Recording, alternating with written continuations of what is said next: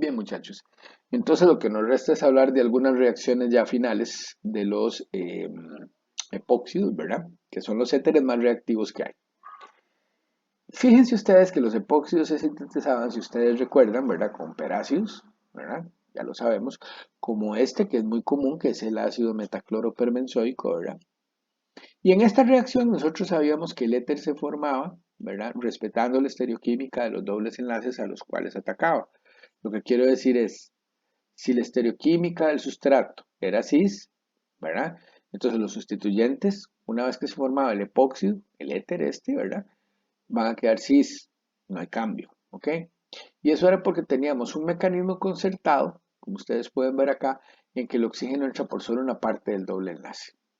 Bueno, el MMPP es otra especie, ¿verdad? Esta es una sal de magnesio, ¿verdad? Que se puede utilizar, como ustedes pueden ver, ¿verdad? Para inclusive generar epóxidos en, ¿cómo se llama? En, en especies muy impedidas. Fíjense ustedes que aquí tengo un doble enlace que tiene un fenilo, ¿verdad? Que es el grupo prioritario, y un nitro en posición E, ¿ok? Utilizando el MMP se respetan esas posiciones, pero se forma el epoxio. Bueno, ya veremos un poquito más de la química de los epoxios. Hablemos ahora, perdón, de la formación de epoxios, pero utilizando alohidrinas. Nada más recuerden que una alohidrina, muchachos, se podía formar siempre y cuando yo tomara un doble enlace, le echara, por ejemplo, bromo y agua. Entonces formaba una bromhidrina, ¿verdad? Se añadía por un lado el bromo y por otro lado el agua. Una vez que tengo estas especies, utilizando una base, ¿verdad? Puedo formar un alcóxido que puede generar, ¿verdad? Como ustedes pueden ver, un ataque intramolecular, o sea, dentro de la misma molécula para generar el epoxi. Bueno, aquí tenemos el ejemplo ya más formal que les decía, agua y cloro. Entonces sabemos que el cloronio se va a formar, pero como hay agua en el medio, el agua va a atacar, ¿verdad? A uno de los carbonos, en este caso como asimétrico puede ser a cualquiera, ¿verdad? Les dejo de tarea recordar qué pasaba, muchachos, o tal vez lo vemos ahora, pero de tarea qué pasaba si los dos carbonos, ¿verdad? El doble enlace no eran iguales en esta reacción. Pero el asunto es que la adición en este caso es trans, ¿ok? Y se genera una mezcla de enantiómeros porque aquí vamos a tener dos carbonos quirales, o sea, se va a generar este, ¿verdad? Y su imagen especular. Muy bien, mecanismo de la formación entonces ahora del epoxi. Ok, forma el alcóxido que intramolecularmente por un proceso de tipo SN2 me genera el epoxi.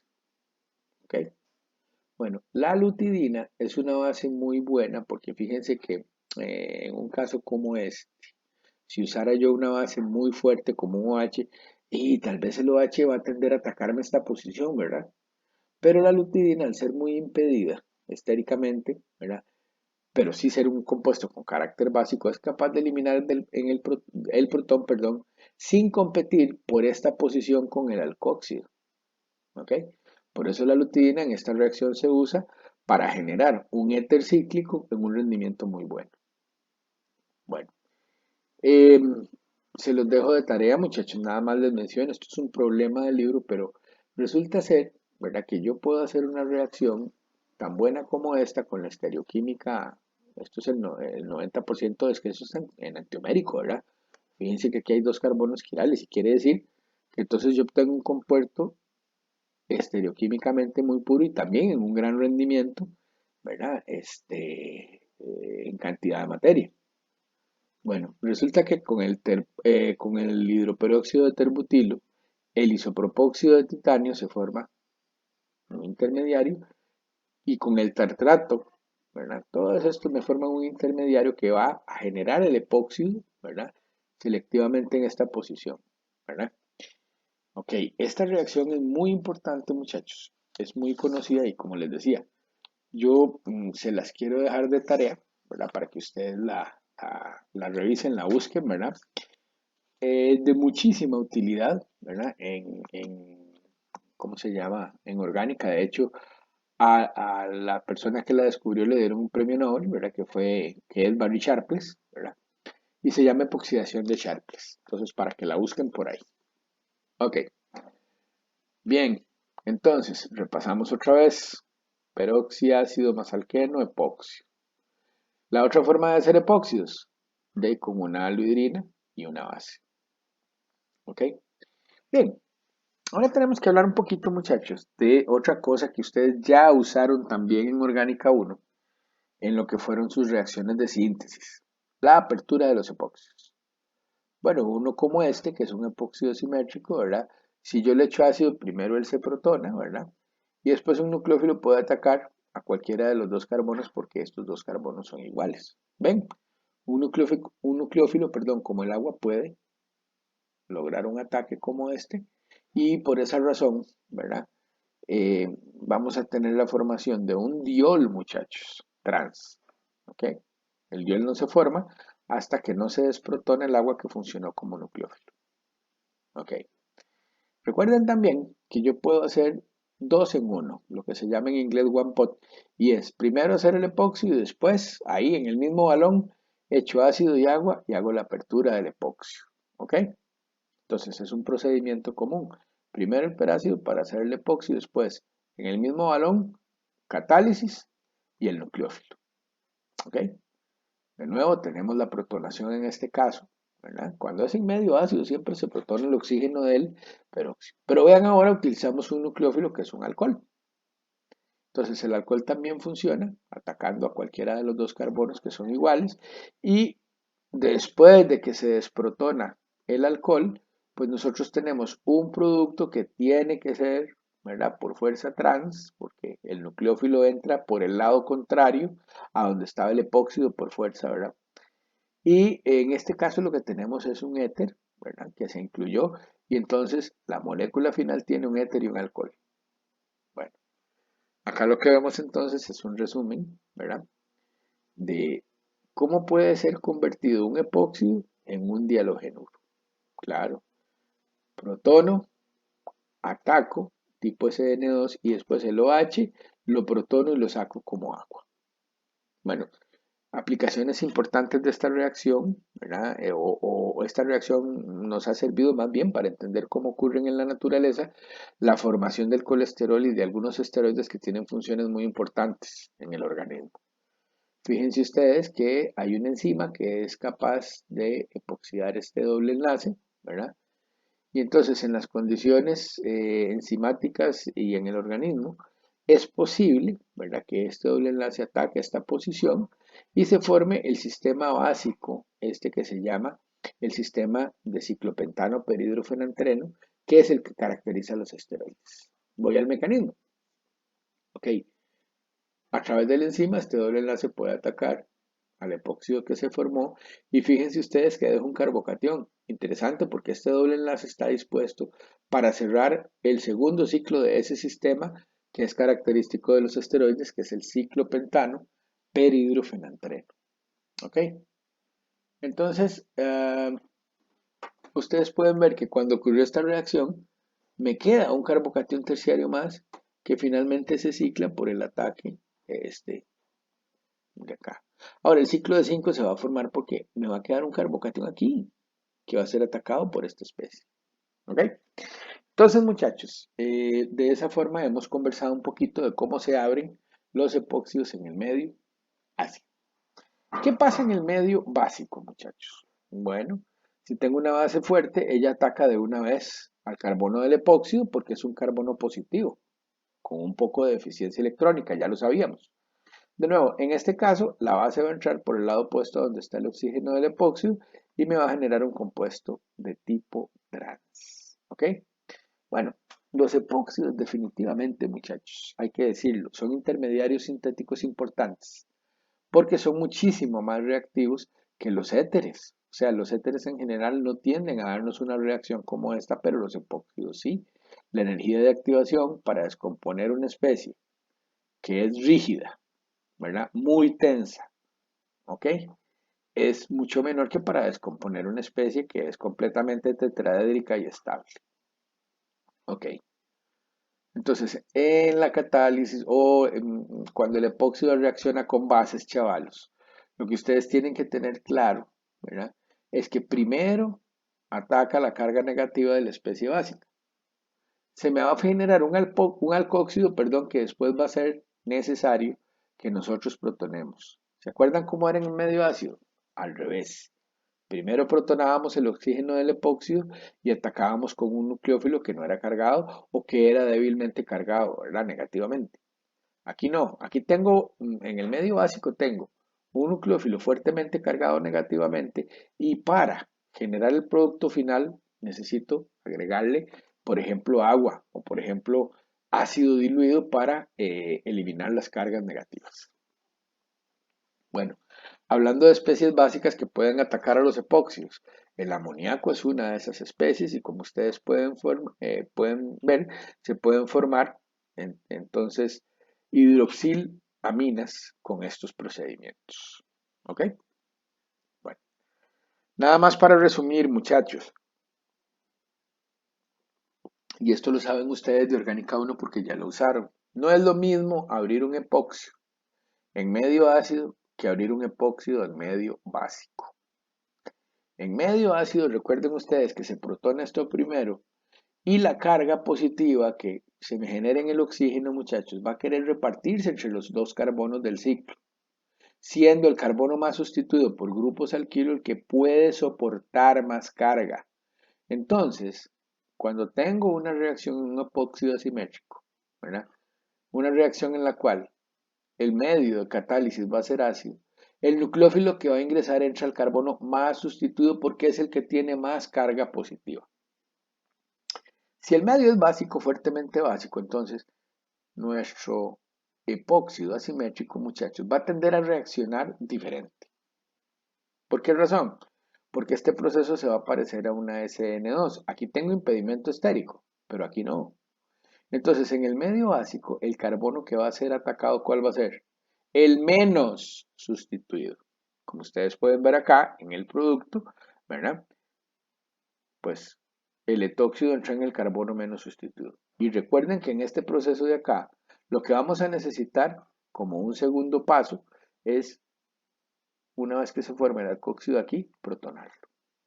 Bueno, aquí tenemos el mecanismo completo. Ojo, ataco al carbono menos sustituido y después el alcóxido formado, bueno, o con exceso del disolvente o si yo le agrego un poquito de algo, ¿verdad?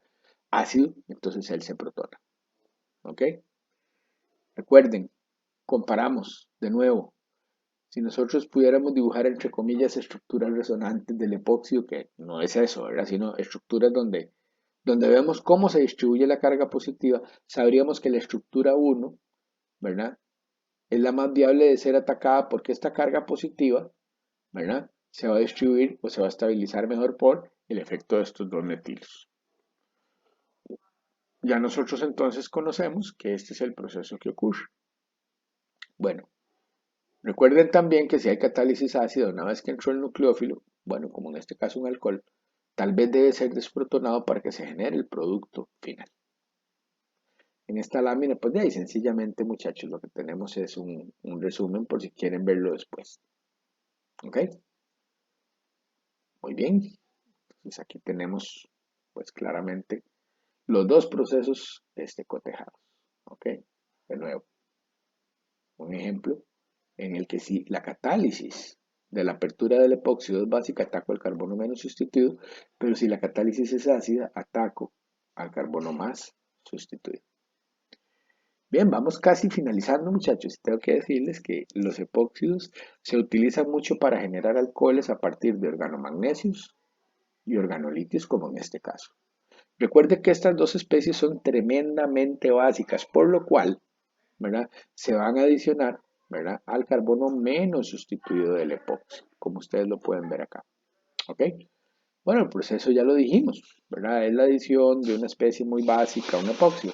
Es muy parecido a una SN2.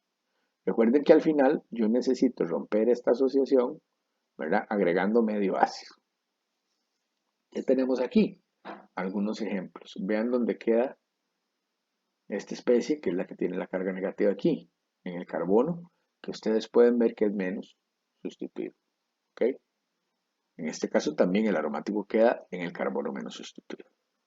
Bueno, entonces fíjense ustedes muchachos que por años, para ya hablarles un poquito de resinas epoxídicas, fíjense ustedes que por años la humanidad venía usando un montón de gomas, ¿verdad? O de pegamentos que no eran muy eficientes.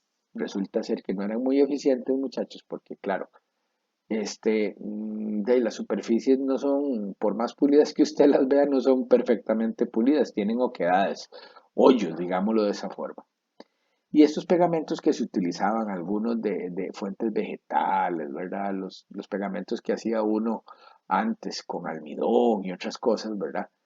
Eran sustancias que no se distribuían muy bien entre las dos superficies que yo quería pegar.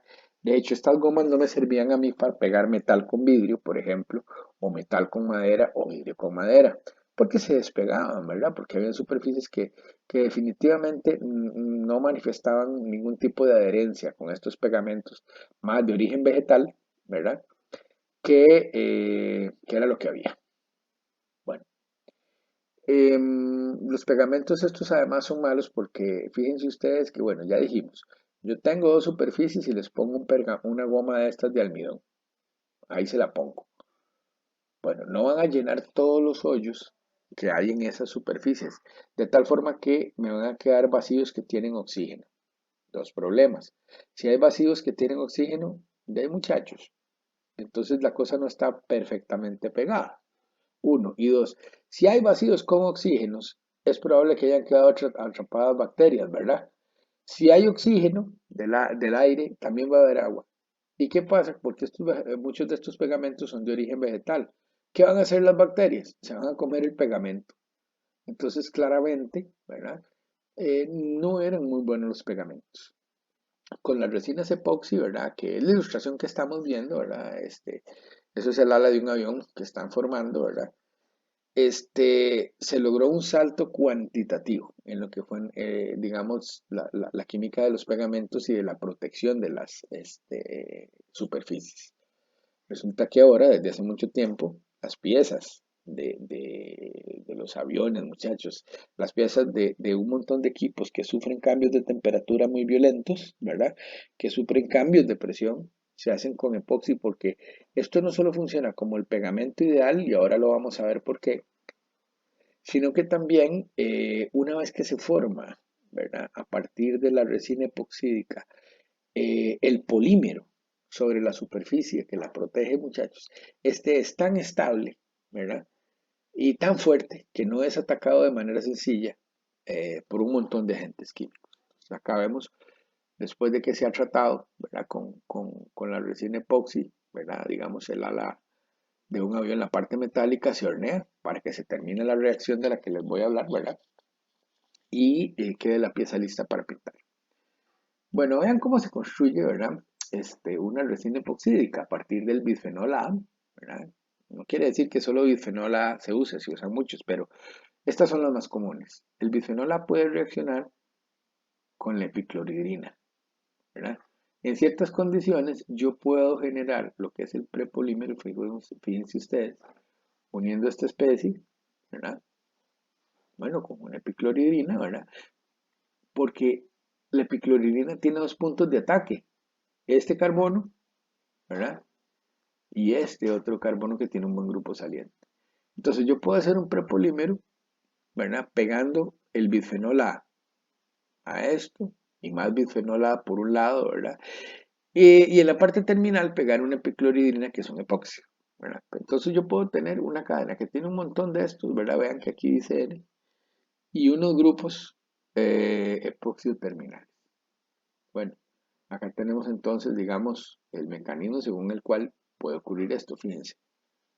Esto negativo entra en este carbono, pero entonces yo genero un alcoxído que desplaza el cloro, ¿ven? Así se genera el grupo terminal. Y entonces si a esta especie yo le echo más de acá, puedo tener pues un prepolímero que crece.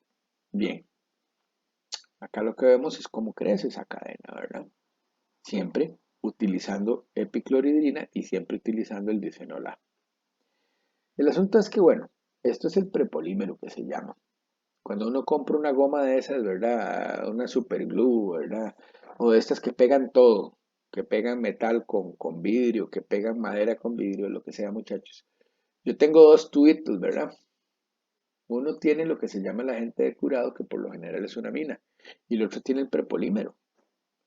Lo que sucede es que cuando yo mezclo las dos cosas, ¿verdad? Va a haber una reacción química en la cual el agente de curado va a abrir el epóxido. El epóxido me va a generar un alcóxido que a su vez va a reaccionar con más prepolímero. Lo que se va a formar, muchachos, es una maraña, ¿verdad? Una cadena que se adhiere a las dos superficies y que me permite pegarlas. O se va a formar una maraña sobre una superficie que la proteja. Dos ventajas. En la medida en que se va formando esta maraña, porque claro, hay un montón de formación de nuevos enlaces cruzados y todo, ¿verdad? No es estrictamente lineal como crece la cadena, sino más bien cruzado. Fíjense ustedes que se va sacando el oxígeno, ¿verdad? Porque esto es a nivel molecular. Van reaccionando los átomos y se va formando un polímero enorme que no deja espacio para que quede oxígeno. Número uno. Número dos, que penetren todos los pequeños hoyos u oquedades, ¿verdad? O irregularidades que tengan las superficies. Todo lo llena, ¿verdad? Y por eso entonces es que las resinas epoxi, por un lado, son buenos pegamentos, pero por otro lado son excelentes agentes de protección, ¿verdad? Porque además, una vez que se forme ese polímero tan denso, ¿verdad? Tan fuerte, pues es muy difícil que lo ataque el sol o que lo ataquen un montón, inclusive de agentes químicos. Ya les digo, las piezas de los aviones, de la estación espacial y de muchos otros dispositivos, ¿verdad? O instrumentos que sufren cambios de presión y temperatura muy grandes, ahora se cubren desde hace muchos años con resina epoxi porque son más este, protectoras. Recuerden, las resinas epoxi sirven como pegamento, chavalos, ¿verdad? Por un lado, y también como agentes de recubrimiento. Bueno, más aquí tienen ustedes cómo se forma esa cadena. Fíjense que es un polímero ramificado grande, ¿verdad? Que como, repito, a medida que se va formando va sacando el oxígeno, muchachos. Eso no permite que sí, ¿verdad? Que las bacterias sobrevivan. Si no hay oxígeno, ahí mismo. Y claro, van a quedar destruidas y atrapadas por esa cadena ramificada que se va a formar.